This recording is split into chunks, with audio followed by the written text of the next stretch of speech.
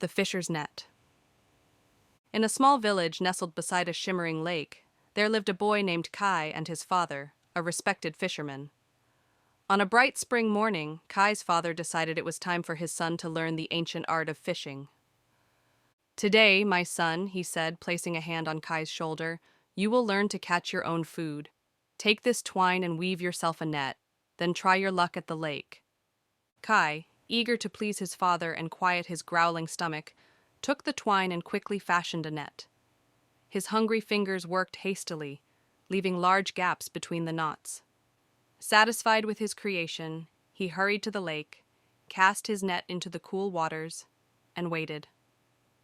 An hour later, Kai returned to shore and pulled up his net, only to find it disappointingly empty. Not a single fish had been caught. "Father," he called out, "my net caught nothing." His father, who had been watching from a distance, approached calmly. "Try again," was all he said before returning to his work. Puzzled, Kai stared at his net in the water. Through the large gaps, he could see fish swimming freely, completely unhindered by his creation. The boy frowned, his brow furrowing in concentration. "I see the problem," he muttered to himself. "The spaces are too big." Spotting a spool of colorful twine nearby, Kai had an idea. "Perhaps if I add this inside my net, it will entice the fish," he thought. He carefully placed the bright twine within his net and cast it back into the lake. An hour passed, and once again Kai's net came up empty. The colorful twine had done nothing to help catch fish. "Something is wrong," Kai said, scratching his head. "I have a net, water, and fish, yet no food." As he observed more closely, he saw a small fish swim directly through one of the gaps in his net. "That's it," he exclaimed. "The holes are still too large." With renewed determination, Kai sat down and reworked his net, adding so many strands of twine that the spaces between them nearly disappeared. The net became almost solid, like a wall of thread. "This will surely work," he said proudly, casting his creation back into the lake. But when he returned an hour later, his net was still empty. Confused and frustrated, Kai dragged his heavy, waterlogged net back to shore. "Why did this not catch any fish?" he wondered aloud. "It has no spaces for them to swim through. It's perfect." He trudged back to his father, who was mending his own nets under the shade of an ancient oak tree. "Father, I've tried everything. My net catches nothing," Kai complained. His father looked up from his work, his weathered hands pausing. "Try again," he said simply, his eyes holding a wisdom Kai couldn't yet understand. Defeated but determined, Kai returned to the lakeside. He sat on a rock, watching the water ripple in the afternoon breeze. The gentle waves seemed to speak to him, whispering secrets of balance and harmony. As he observed the rhythmic movement of the water, something clicked in his mind. It's not about having no spaces or too many spaces, he realized. It's about having just the right spaces. Kai carefully unraveled his dense net and began again. This time he worked with patience and intention, creating a pattern of spaces, not too large for fish to escape through, but not so small that the net couldn't move with the water.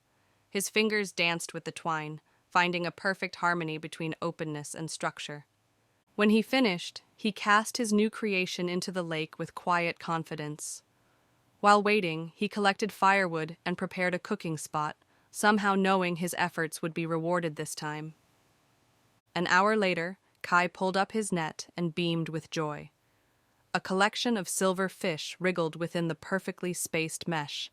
His patience and understanding had paid off. Excited by his success, Kai began to weave more nets with newfound passion. Days turned into weeks, and weeks into months. His skill grew until his nets were known throughout the village for their perfect balance, strong enough to hold the largest catch, yet delicate enough to move with the currents. One evening, as the sun dipped below the horizon, painting the sky in brilliant hues of orange and purple, Kai proudly displayed his latest creation to his father. "Look, father! Look at my net!" he exclaimed, holding up an intricate web of twine that seemed to capture the very essence of the lake within its pattern.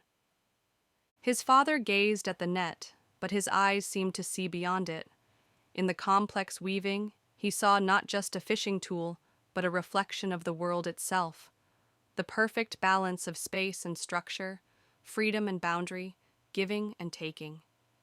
"My son," he said, his voice filled with pride, "you have not just woven a net, you have woven an understanding of life itself. With this wisdom, you can catch anything, fish from the lake, knowledge from experience, and even the hearts of those around you." As they stood together by the lakeside, the net shimmered in the fading light, its pattern echoing the ripples on the water's surface. In that moment, both father and son understood that Kai had mastered more than just fishing. He had discovered the delicate art of balance that governs all things in the world. Years passed, and Kai's understanding deepened. His hands, now strong and sure, wove increasingly complex patterns. He no longer created just fishing nets, but tapestries of incredible intricacy. People traveled from distant lands to witness his creations, which seemed to capture the very essence of everything they depicted. One night under a star-filled sky, Kai sat alone by the lake that had taught him so much. His fingers moved with otherworldly skill, weaving gossamer threads finer than spider silk. As the moon rose, casting silver light across the water, something extraordinary began to happen. The net in his hands started to glow with its own inner light. With each knot and loop, Kai wove the patterns of the stars above, the flow of the winds, the dance of the flames, and the deep currents of the earth below. His net expanded outward, growing larger and more complex, encompassing everything it touched.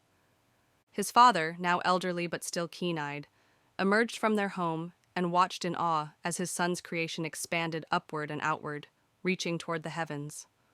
The net caught moonbeams and starlight, wove them together with the essence of earth and water, fire and air. "Father," whispered Kai, his hands never stopping their sacred work, "I understand everything now." The net continued to grow, encompassing their village, the surrounding forests, the distant mountains. It spread across the land and sea, capturing the essence of all living things, the flight patterns of birds, the migration routes of fish, the slow growth of ancient trees.